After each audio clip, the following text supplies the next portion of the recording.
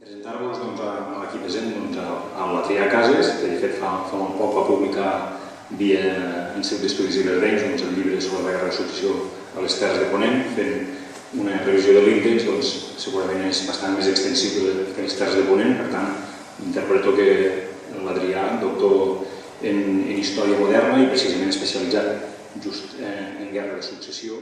A Xàtiva van posar el rei Felip V del revés, perquè durant la guerra de successió, el 1707, quan es va perdre la batalla d'Almansa, l'exèrcit borbònic va entrar en tromba a València, el regne de València, 30.000 homes, un exèrcit brutal. Va entrar a Xàtiva i la va arrasar. Fixeu-vos fins a quin punt la va arrasar que li va canviar el nom. El nom de Xàtiva es va canviar per Nueva Colònia de Sant Felipe.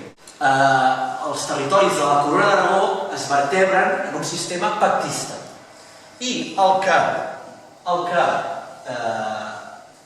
és més important, sobretot, el que vull remarcar, la idea que les constitucions estan per sobre de la voluntat del poder del rei.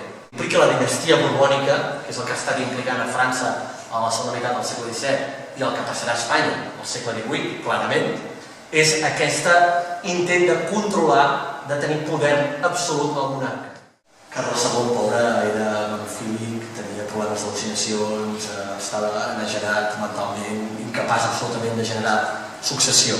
Els francesos, holandesos, anglesos saben que, com que la monarquia hispànica està en debilitat perquè no té successor, és un bon moment per intentar ingerir en la dinàmica interna de la política monàrquica hispànica.